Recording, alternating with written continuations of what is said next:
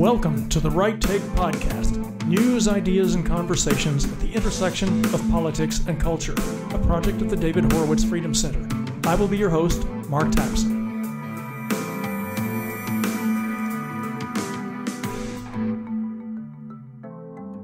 Welcome once again to the Right Take Podcast. Thanks so much for joining me. I'm going to get a little bit personal today, if you'll indulge me, at the top of the show, and talk a bit about my background as a conservative and as a writer, only because, as you will see, I hope, it's relevant to my guest today and to our topic of discussion. Like many conservatives, the Freedom Center's David Horowitz, for example, I'm a former liberal, but liberal in the classical sense, not the progressive sense. Unlike Horowitz, however, who was a far-left radical, I was not a very political liberal. Definitely not an activist or a radical. I was more like what many on the right would call a brain-dead liberal, in that I didn't know much or care much, if anything, about politics, and I lived in a complete and total bubble of liberal friends and opinions. I lived in San Francisco, which is probably the most left-leaning city in the country. As a musician, I was immersed in the artistic community there, and of course artists and musicians lean left also. And as a wannabe professor, I was immersed in the academic world, which also tilts very left, of course. So I was more than a couple of layers deep in willful ignorance about politics. But you know what they say, you may not care about politics, but politics cares about you. And at some point, reality is going to catch up to you, and that's what happened to me. At the time of the 9/11 terrorist attacks in 2001, I was still a liberal living in a leftist bubble, but now living in Los Angeles and working off and on in Hollywood.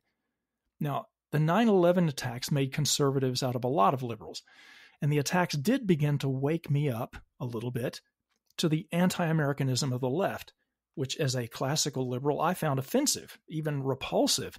Yes, I was a Democrat, but I didn't hate America or blame her for Islamic terrorism. But I was still entrenched in a liberal worldview, and I continued to be largely ignorant of the threat of Islamic fundamentalism until I began working a few years later as the writer's assistant on an ABC miniseries called The Path to 9/11. The Path to 9/11 was a dramatic recreation, not a documentary, of the 8 years between the first World Trade Center bombing in 1993 up to the 9/11 2001 attacks, and how the al-Qaeda threat grew worldwide in that time frame, almost all of which was under the watch of President Bill Clinton. ABC initially was very proud and enthusiastic about this project. They poured over $30 million into it, which, if I remember right, made it the most expensive miniseries up to that point. It was their intention to air it on every 9/11 anniversary and to get it into schools around the country as a teaching tool. That was before Clinton administration alumni got wind of the fact that this project was being made, and they began to fear that the show would make Bill Clinton and his team look weak on terrorism. In fact, the Clinton administration had been weak on Islamic terrorism, from their handling of the 93 Trade Center bombing all the way through the rest of the 90s, as Osama bin Laden and al-Qaeda became a growing threat to America and to her interests worldwide. Yes, the 9/11 attacks themselves happened on George W. Bush's watch, and there's plenty of blame to assign to his administration as well. But the fact of the matter is, Clinton could have shut down bin Laden and al-Qaeda, but didn't.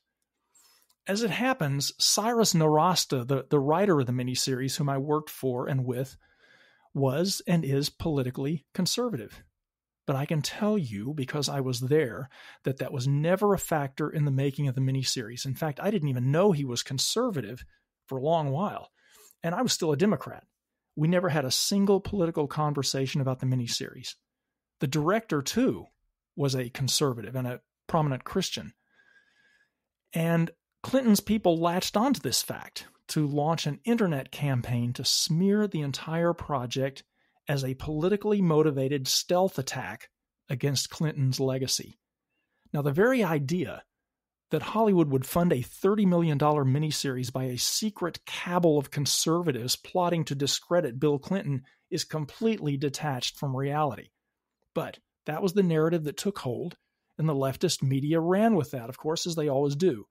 Overnight, My friend, the writer, and the director also began to get death threats from the activist left, and the internet teemed with rumors that the filmmakers were all right-wing subversives intent on rewriting history to suit a political agenda.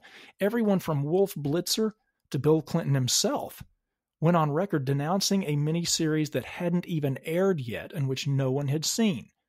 So to make a long story short, which is something I'm not too good at doing, the miniseries very nearly did not air at all because Democrat leadership like Senator Harry Reid literally threatened to pull ABC's license if it aired the miniseries.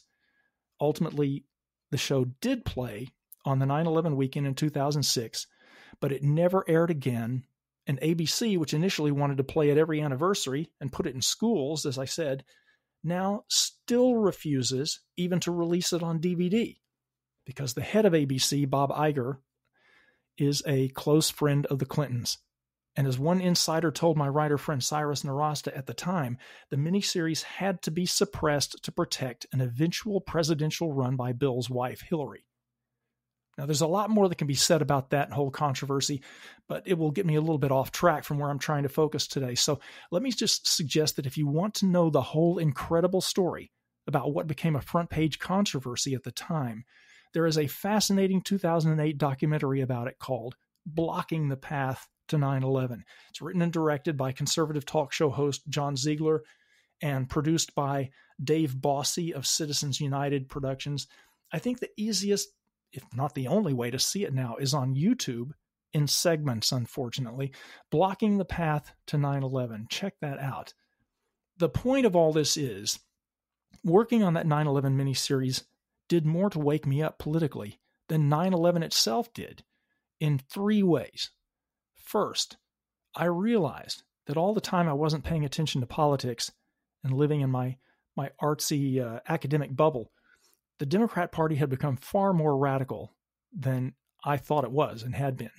And I saw just how viciously ideological it was now, that it would promote any lie and it would personally destroy anyone who stood in the way of its agenda and its lust for power.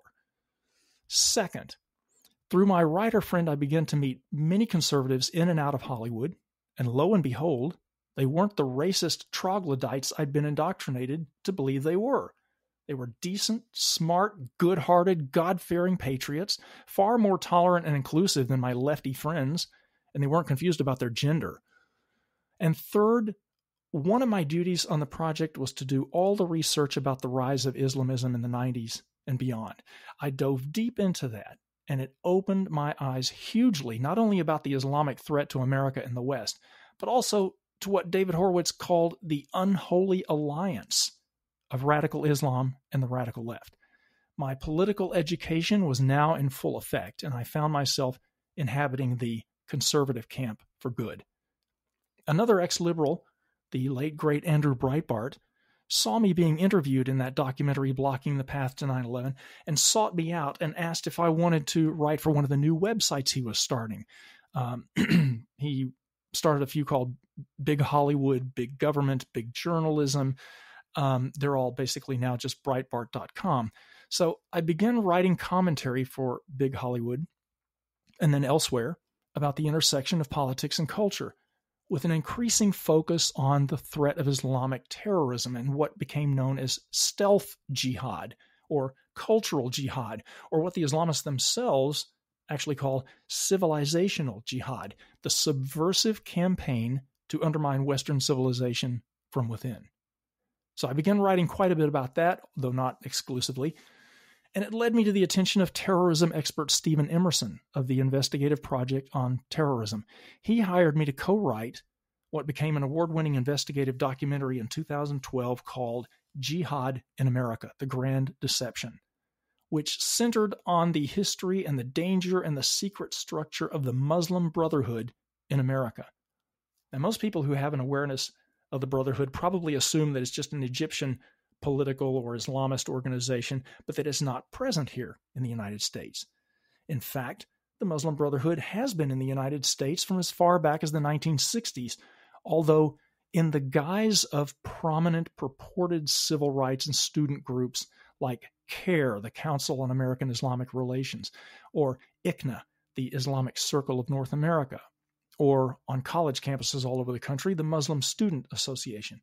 These groups downplay, if not deny, their connection to the Brotherhood, but in fact they are all part of a grand strategy to infiltrate American society and work from within to advance a cultural or civilizational jihad that erodes American freedoms like freedom of speech and to establish a beachhead for Sharia law.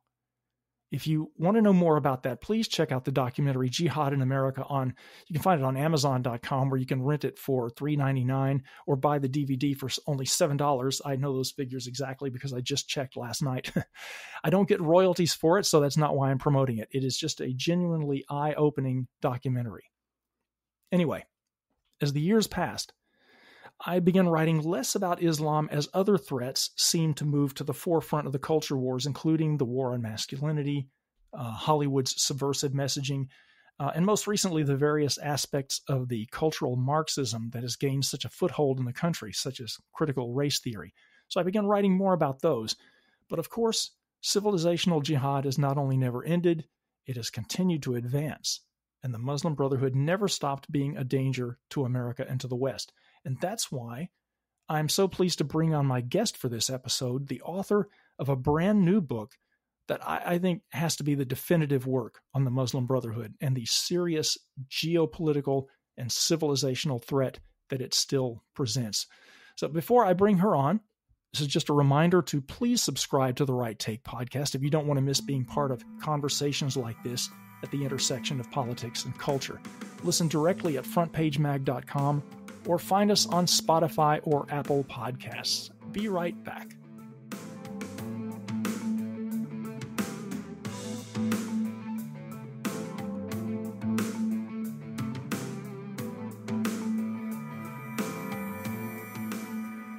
My guest on The Right Take today is an Egyptian-American author, counterterrorism expert, and fellow at the Middle East Forum. She co-founded the liberal Egyptian Party in Egypt, which advocated for peace with Israel, capitalism, and the separation of mosque and state. She studied Islamic jurisprudence for more than 20 years. She's also been banned from the country of Lebanon for her work fostering regional peace, and she's landed on an al-Qaeda-affiliated group's hit list. In fact, she's received almost daily death threats from Islamists for a decade or more.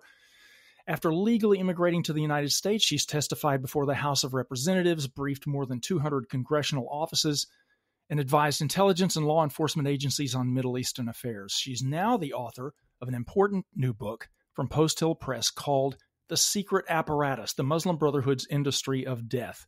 I've read it all, and I can't recommend it enough to anyone who wants more insight into geopolitics and Islamic terrorism and subversion. I'm proud to say also that she's been a friend of mine for quite a few years now, and I've been really looking forward to this conversation today. Cynthia Farahat, welcome to the Right Take podcast. Thank you so much for having me. I appreciate that. Congratulations on the book.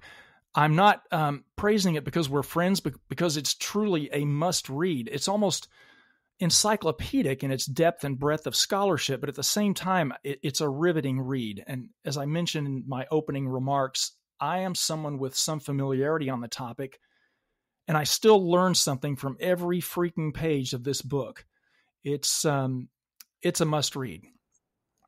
Thank you so much, Mark. I truly appreciate that because I know you have a lot of integrity, and I'm pretty sure that you wouldn't say this unless you meant it. So I'm very grateful and humbled by it. Thank you. Oh, it's my pleasure. Glad you were able to join us today.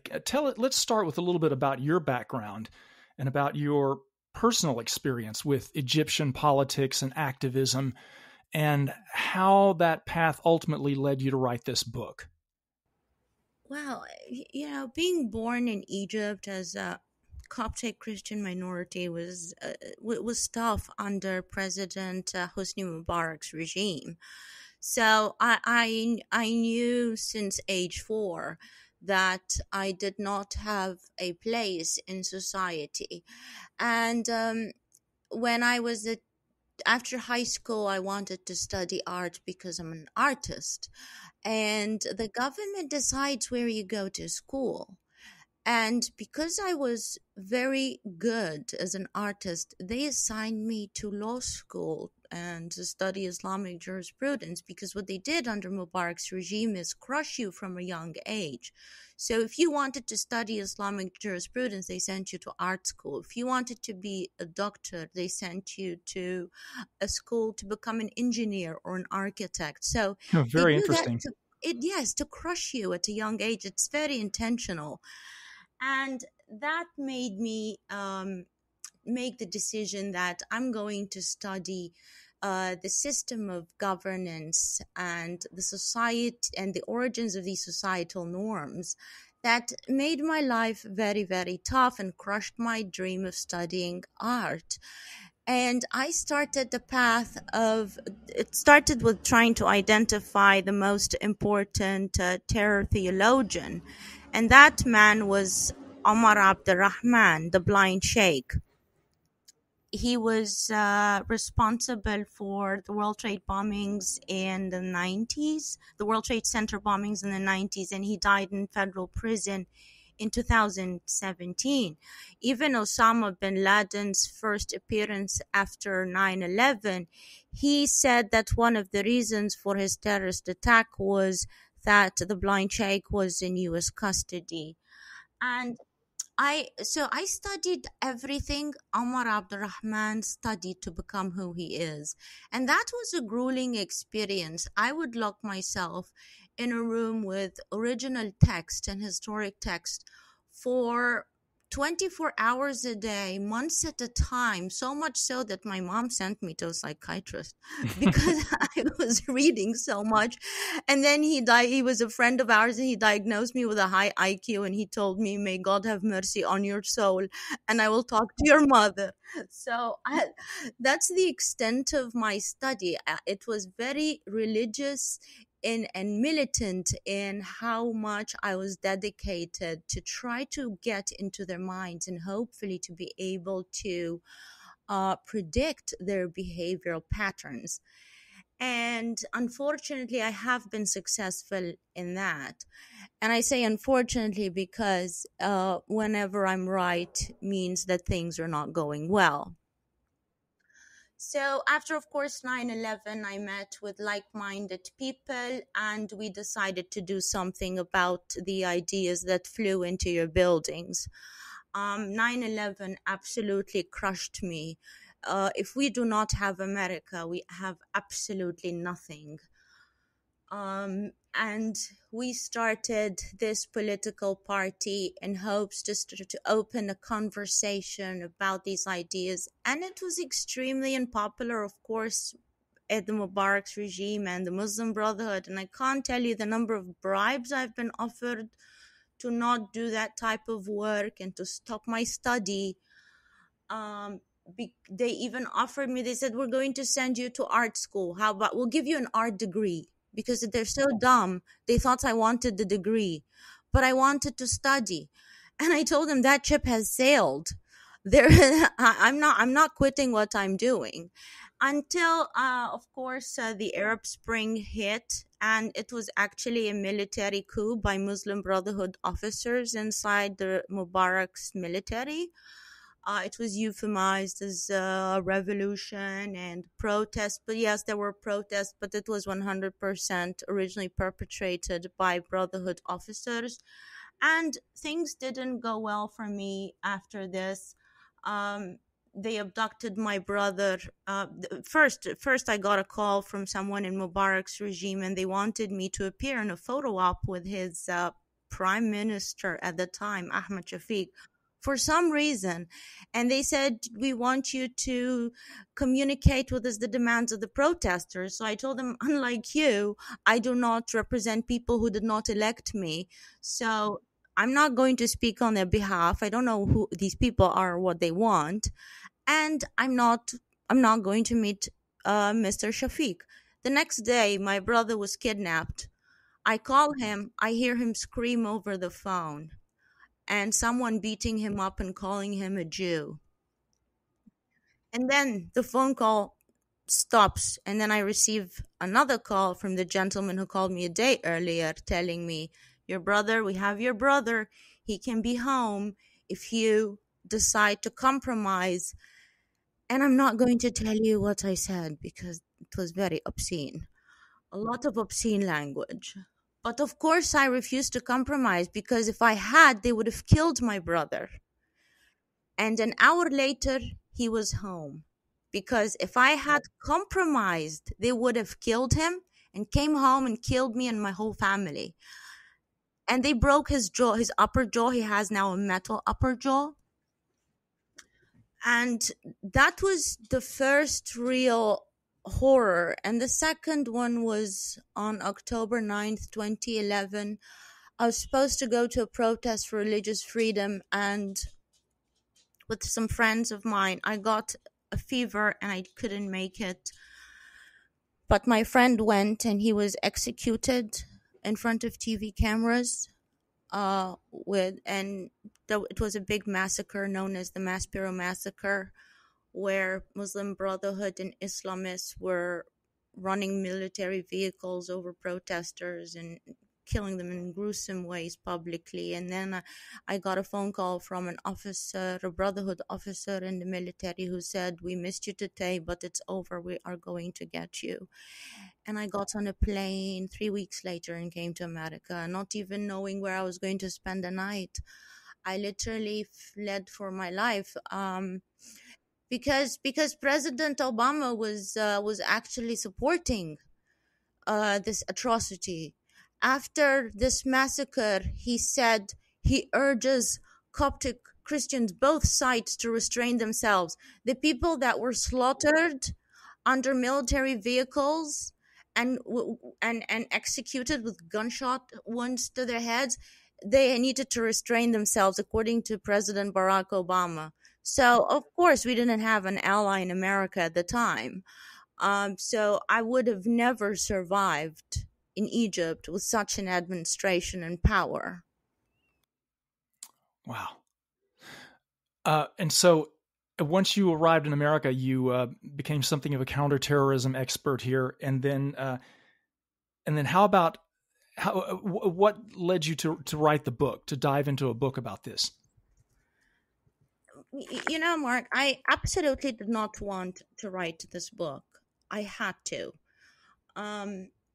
Because I had all this knowledge from 23 years of study, and I had to share it with the American people.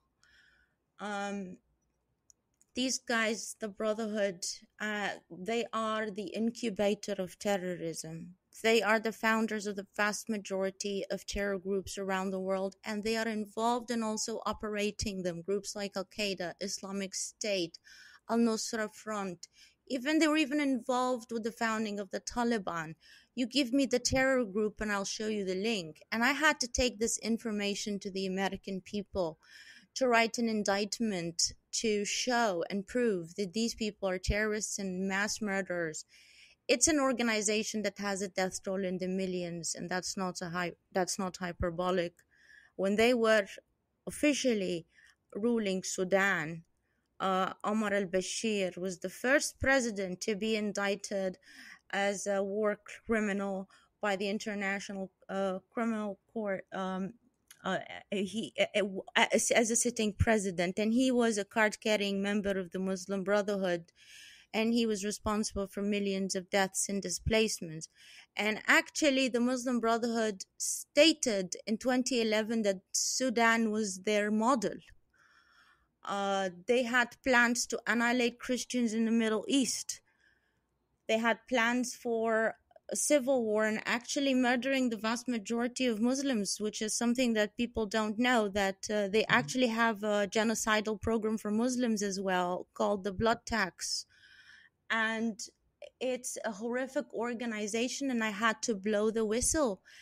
And I wish someone else did this because it comes at a great price. It puts a target on my back and my family's back. And as you wrote this, not only did you have to deal with death threats and resistance from powers that didn't want you exposing them, but you were also wrestling with serious health problems, weren't you? Yes, I was getting treated for stage 3 inflammatory breast cancer, which is the most aggressive type of breast cancer. and also multiple sclerosis. During this journey of writing the book, I can't count the numbers of hospitalizations I had. MS was reacting to the cancer and to the cancer treatment.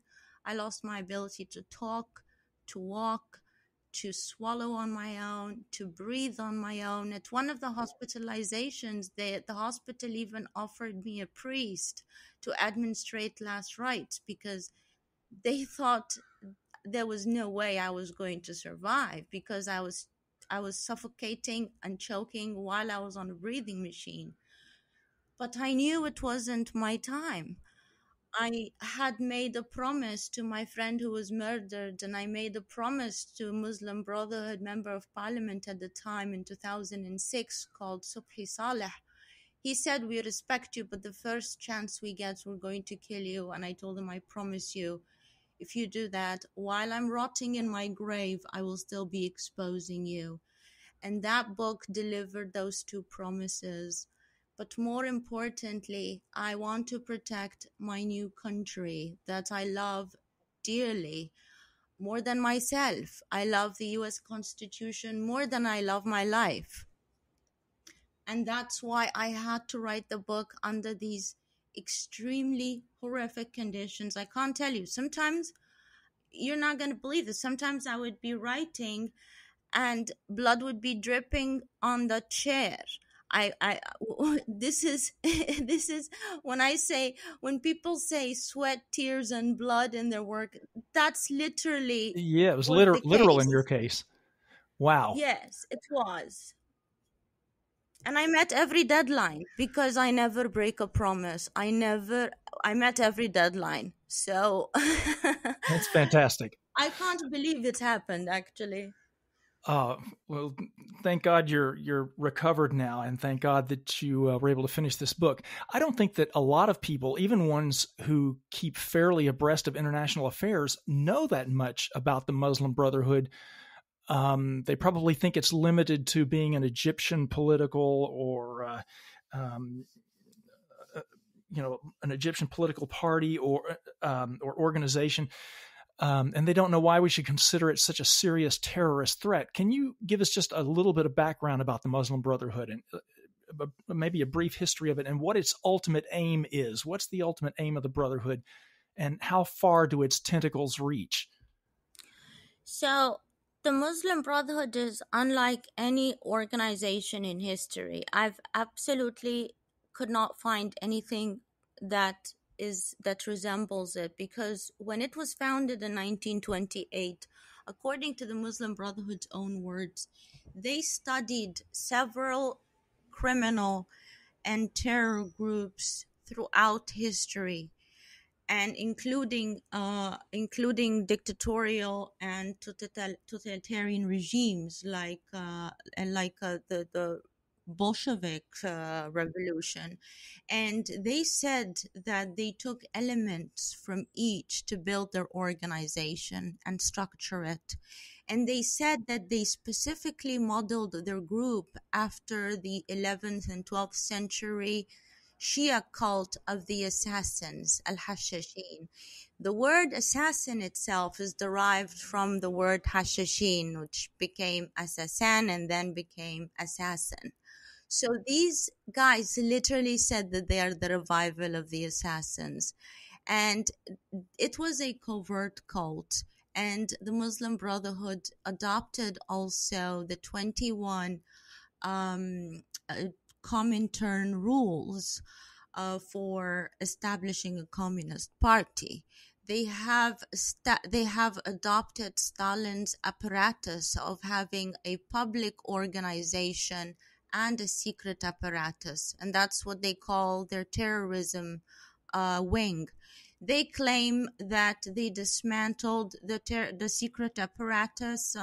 When they speak to Westerners, if you talk to any academic or policy expert, you will tell you, oh, the Muslim Brotherhood renounced terrorism. Sometimes they say in the 40s, sometimes in the 50s or the 60s. But that's rhetoric for Westerners. They have never renounced terrorism in Arabic. They boast about it. And in 1965, they figured out that they could do something very useful after the execution of their terror theologian, Sayyid Qutb. They decided to operate the secret apparatus under ostensibly different banners. And they started to found terror groups that they directly operate, but under, for example, Al-Jamaa Islamiyya, which is Islamic group, and Group X Communication and Immigration, and all these, and then Hamas and Al-Qaeda and Islamic State. And so they started to make this, and that's according to the Secret Apparatus bylaws and not my conspiracy theory.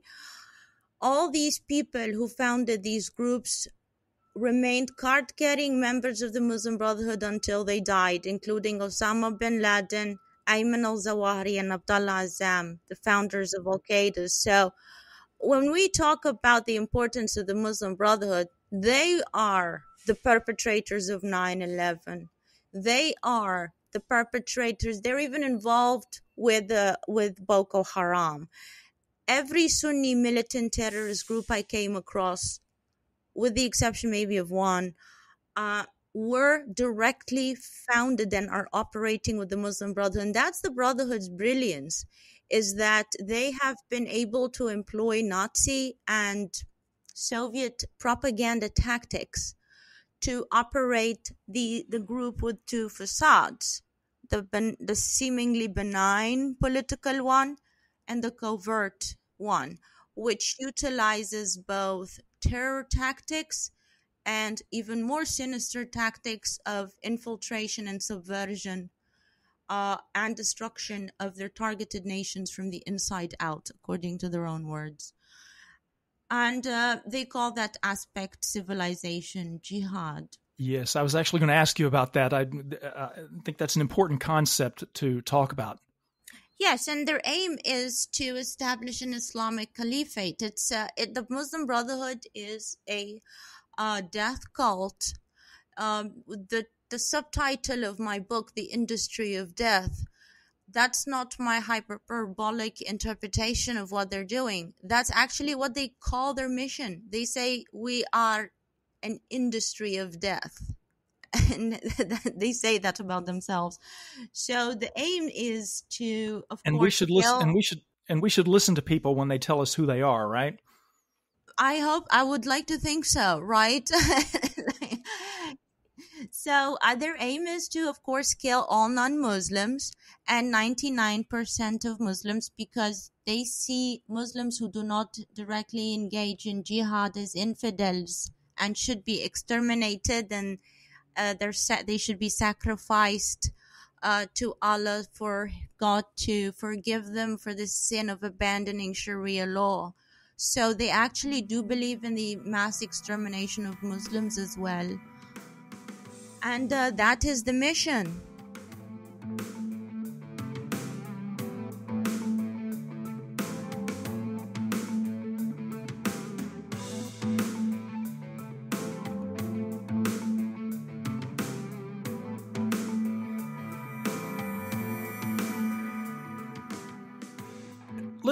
Let's dig a little deeper into civilizational jihad, if we could. What are some ways, or a couple of ways, that one wages civilizational jihad as opposed to the violent jihad of terrorism?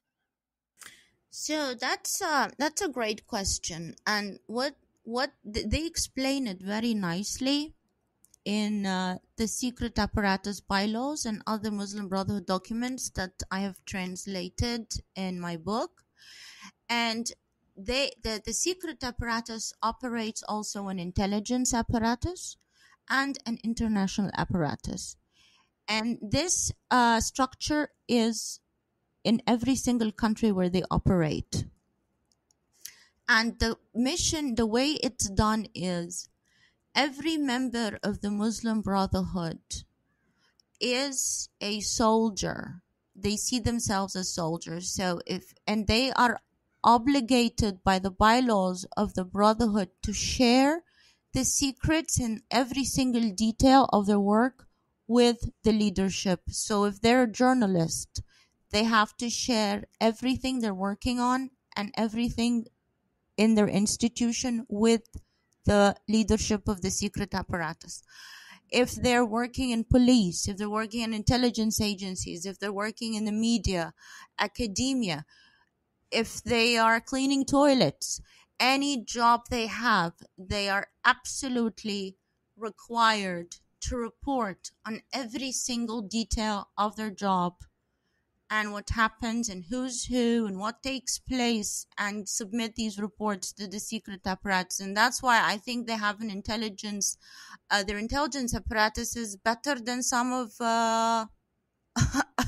some of the ones in America, I would dare say, because they said themselves, Hassan al-Turabi, who was one of the most renowned international leaders of the Brotherhood and best friend of Osama bin Laden, said that they personally control the narrative about the group in U.S. intelligence agencies. He boasted about that on TV.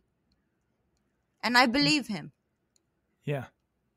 And how deep does the infiltration of the Muslim Brotherhood in the United States run? I mean, in terms of political positioning, or in the media, or in other sort of cultural arenas where they can have an impact, where they can carry out this civilizational jihad. How successful have they been in infiltrating our society and our culture? I'll give you a few examples to show you how successful, how horrifically successful they are. You have a gentleman teaching at Union College in New Jersey, for example, called Ahmed Abdul Basit Mohammed, who boasted on his Facebook page of his involvement in one of the worst terrorist attacks in Egypt, where 506 people were murdered and maimed, and he called, a gunman at his terror attack a man seeking God while he was shooting at thugs. They call civilians thugs, and that man is a professor at Union College.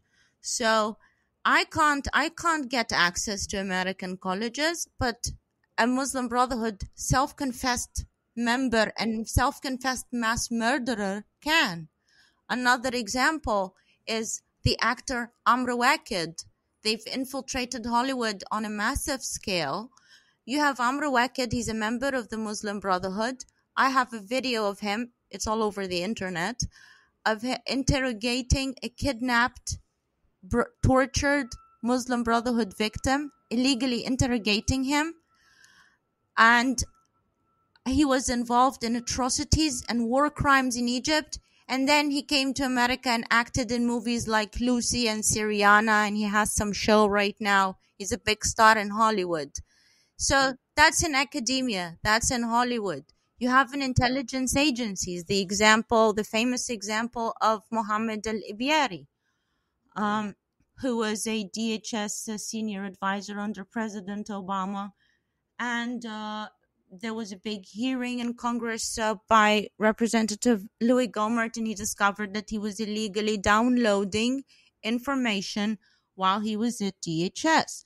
So these are few examples. I have a lot more examples in my book, and much more examples that I didn't even mention. You have something horrific taking place also. The U.S. government accused a man called Mazen Mukhtar, I think in 2006.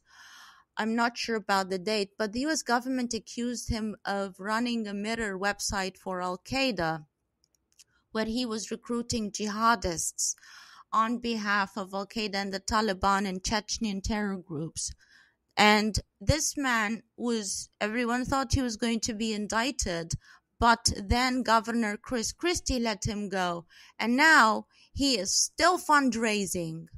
He has a big organization in Texas called Baitul Mal, and he lobbies Congress and takes selfies with Senator Cory Booker. So you have Al-Qaeda's webmaster taking selfies with American senators. So I can't think of anything more shocking. It sounds insane. It sounds, when I was writing all this information, I had fact checkers. I had people, the publisher had a fact checker. I had my own fact checkers. The Middle East Forum was fact checking some of this stuff because I couldn't believe what I was seeing myself. It was, it's crazy. And also, in terms of a lot of purported civil rights groups, Islamic civil rights groups and student groups like CARE, the Council on American Islamic Relations, which is just ubiquitous, or ICNA, the Islamic Circle of North America, or on college campuses all over the country, there's the Muslim Students Association. All of those groups that we are familiar with, as I mentioned, as purported civil rights groups, they're all Brotherhood legacy groups in this country, aren't they? They don't explicitly, they're not explicitly connected, or at least they don't admit to that. But these are all basically Brotherhood established groups. Yes, these are all Muslim Brotherhood front groups, and they've done something very smart. They are now all operating under a very sinister organization called U.S. Council of Muslim Organizations, USCMO. And this is a very insidious organization that has ties. Its members are card-carrying members of the Muslim Brotherhood. And right now, if you go on their website, they are sending their condolences to the death of Yusuf al-Qaradawi, the terror theologian, and the terror. So they're not hiding it. I also exposed in my book, USCMO invited Ayman al-Zawahiri's cousin, who shares his values, called Maha Azam, to Congress. So they all operate under this organization, and its president is a man called Osama Jamal. And according to my analysis, I think he is the Secret Apparatus leader in America. And that's not information, that's analysis. And I say why I believe that. And I show how I came to that conclusion in the book. So the Muslims contact me all the time in America, and they are afraid of speaking out against these guys. A Muslim gentleman told me that they were getting beaten up at mosques when they criticized the Muslim Brotherhood. He himself received a good beating at a mosque in New York City because he criticized the Muslim Brotherhood. So these guys do not represent American Muslims. They represent terrorists. You mentioned President or former President Barack Obama a moment ago, and you write in the book that he exemplified an end-stage ideological coup against Western civilization. How did he do that? Oh my God, I can't even count the ways. It's his whole life. His whole life has been. I look at Obama not as an individual, but as a project. I see him as someone who was built for that role from his earliest years. Actually, I identified him as someone who's not on America's side so early on, when he was still running for presidency, that I told my mother, if this man becomes president, our lives is over. I will either get killed, kidnapped, imprisoned, or we will have to immigrate. And unfortunately, I was right. Barack Obama has consistently shown that he is on the side of every ideology that is against the American Constitution. He has shown that the first thing he did when he became president is go give a lecture in Egypt. And that lecture was basically a signal for terrorists and jihadists and the Brotherhood and their ilk that I'm your guy. That's how everybody understood that speech. And that was very disturbing. He blamed the Benghazi terror attack on a Coptic Christian who made a movie that nobody on earth saw. Maybe 2 people saw it. Yet, we know that the Benghazi terror, I prove this in my book, that the Benghazi terrorist attack was carried out based on Al-Qaeda's orders. And I think that's an opinion, not a fact, that it was supposed to be like they would have a hostage swap between Ambassador Chris Christie and Omar Abdurrahman, the blind sheikh. That's analysis. And other people also came to that conclusion. But the Benghazi terror attack, that was one of his biggest atrocities. Also, since he took office, he started talks with the Taliban to empower them. I wrote extensively everything he has done since 2011 to return Afghanistan to the horror that it was pre 9/11, but 10 times stronger. He is the reason why Afghanistan right now is an international jihadist base. He was responsible for releasing the 5 worst Taliban mass murderers from Gitmo, and then they went immediately to Doha, Qatar, to open a so-called political office where they were able to communicate with the US government, and he legitimized these murders of Americans. He infested his administration with Muslim Brotherhood operatives. He put them in sensitive positions. He infested his regime with people who are allied morally or ideologically, or maybe more, with the Iranian regime, like Valerie Jarrett. He did everything he possibly could to fight this country's moral values and its constitution, which I believe he hates with a burning passion. So that's why I think that I used to say things will never be the same after Barack Obama, and he was able to get away with all these atrocities because of his skin color. And that's why they started using afterwards the time white privilege, because he was able, through his skin color and the privilege of his skin color, to get away with these atrocities, because nobody wanted to impeach the first black president. So he used his skin color in the most atrocious way imaginable that hurts African Americans. So I do believe that this was he was the beginning of the end stage of the coup against the West.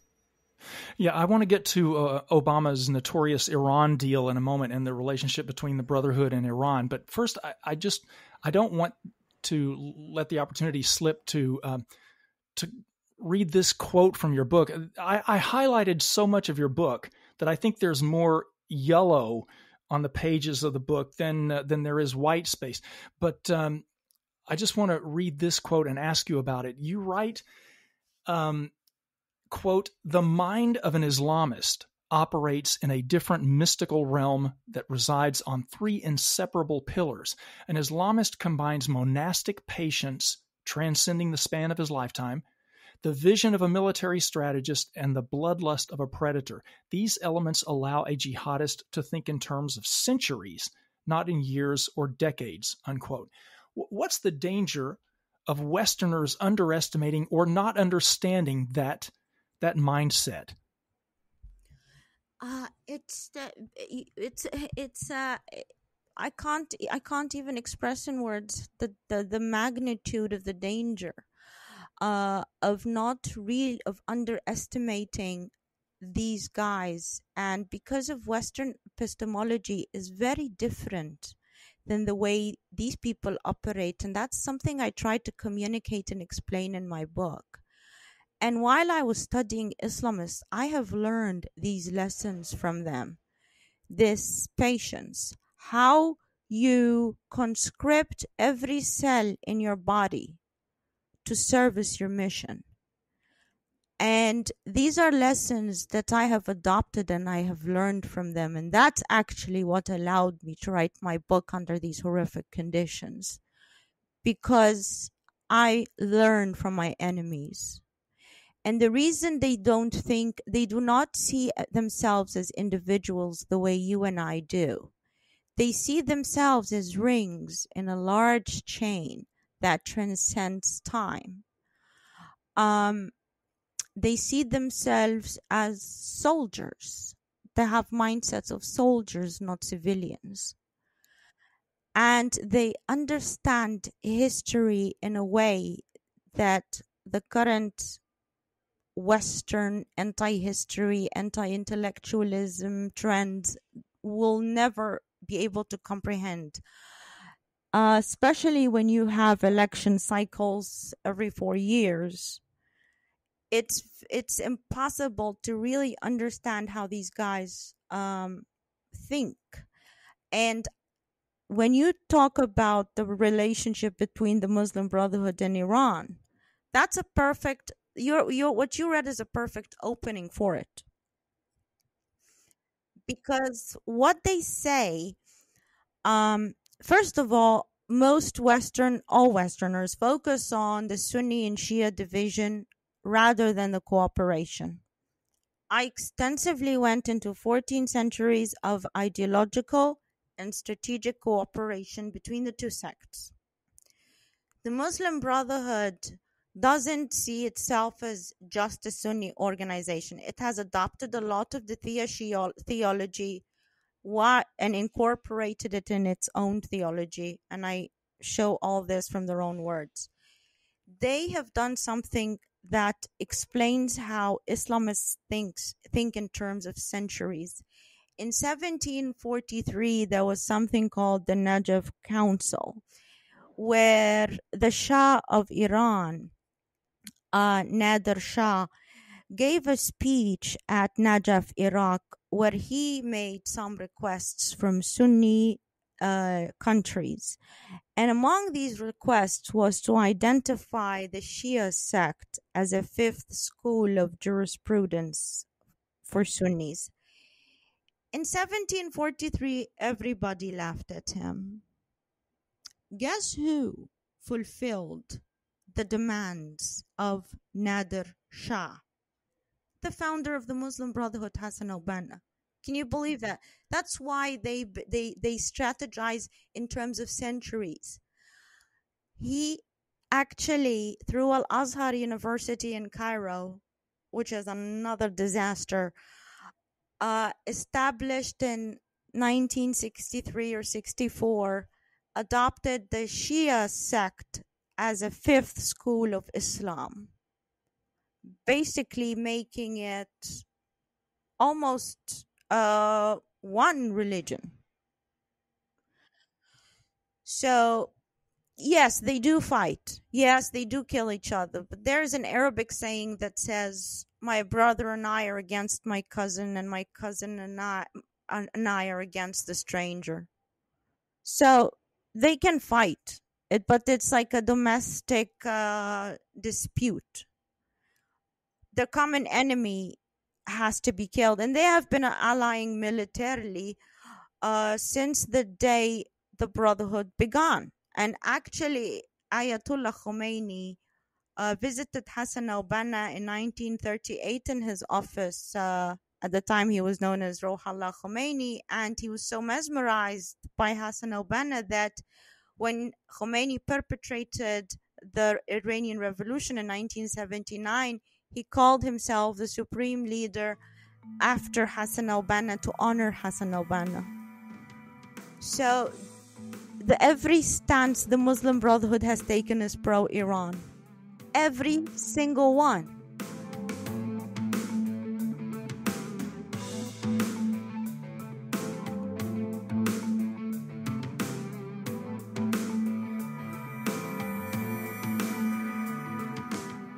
You write that on a geopolitical level, the Brotherhood and Iranian cooperation is one of the most dangerous and complicated relationships in the world of international politics, jihad, and transnational terrorism.